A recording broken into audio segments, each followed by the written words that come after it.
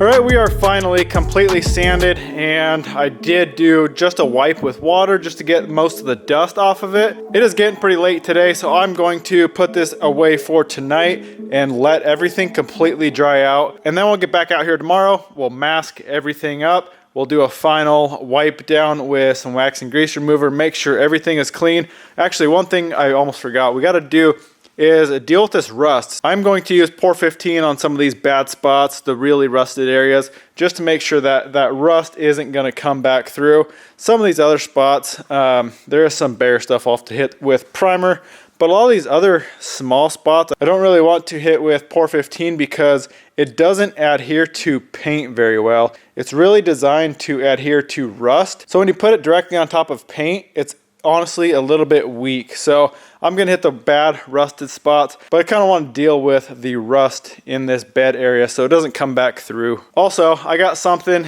in the mail that I'm very excited about. Check this out. This is the 100,000, if you can see that, 100,000 subscriber plaque that I got from YouTube. So that's pretty cool. I'm gonna hang that up in the shop somewhere. I want to take a second to thank all of you guys for all your support. This 100,000 mark, well, we're at like 140, 135 now, but this 100,000 subscriber mark was kind of, I never thought I'd get there as fast as I did. So I want to give a huge thank you for all of the support all you guys have shown to the channel. It means a lot. Obviously, I couldn't do it without you. So huge thank you. Let's hang this thing up in the shop somewhere.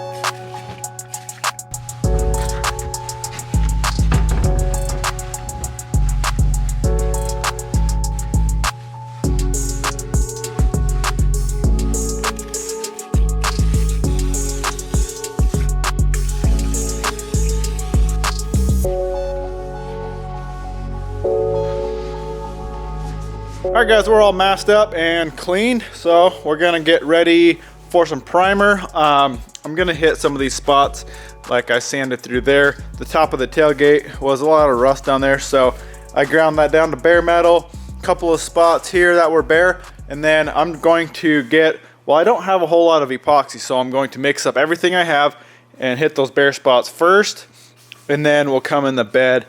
And I definitely want to coat where I put the Pour 15 and some of these other spots that were bare, like say that, I'll hit. And I'm just going to run it out. Like I said, I wasn't planning on doing any epoxy, and I'm still waiting for all my new primers and everything. So I'm going to mix up everything I have, and we're just going to shoot it on, and then we'll let that dry for half hour, maybe an hour, and then we'll get our paint and start shooting this thing out.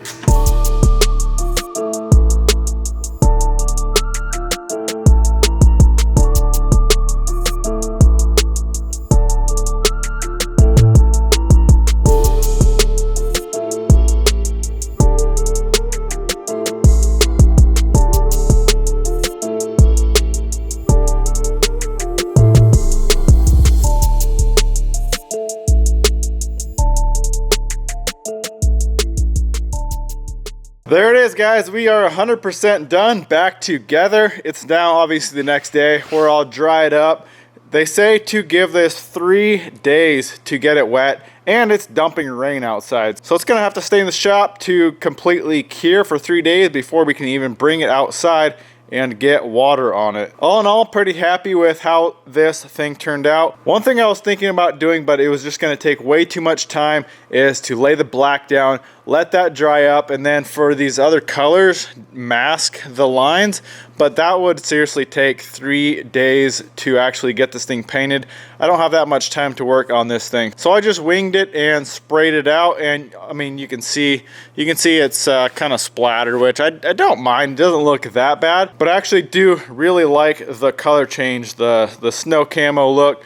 The whole inside of the bed is black with Raptor. So this thing is done and good to go. Well, guys, that is a wrap for this video and a wrap for the mini truck build. This thing is done 100%. This is the last thing I wanted to do to it. So now we can get to work on other stuff, and I want to get to work on the Tacoma paint, get that thing busted out. So that's really the next big project we have to tackle. I want to answer a couple questions real quick about the Raptor liner and tinting, because last time when I painted the green truck or Raptor line, I had so many questions about the tint and what to do with tint, what colors. So many questions. So what you got to do is you can either buy the tint online, which is honestly kind of expensive, or you can go to any automotive paint shop and they can mix you up base coat. Just make sure they don't put binders in the paint. According to Raptor liner, you don't want binders in that base coat. So they can really mix up any color you want. I've just brought them pictures and they just match it off the picture, get it close enough. This one actually, they just mixed me black and white, and so I used the white, and then I just mixed the black and white together to get the shade of gray I wanted, and I think it turned out really good. The colors look really, really good. Also, I did 3 ounces per bottle of tint, and then I didn't reduce it at all, and I shot it out of the professional Raptor gun, the adjustable one. That one is so much better than the one they give you with the kits, the free one. If you're gonna do a bigger job, I would 100% buy that better gun. It shoots so much better, so much more even, and just shoots so much better. Well, that's it, guys. I really hope you enjoyed this video. Hope you enjoyed this build series. It's been a lot of fun, but I am very excited to get to work and dive into that Tacoma and get that thing painted. Well, I hope you guys enjoyed it. Go smash that thumbs up button, comment, subscribe. We'll see you in the next one.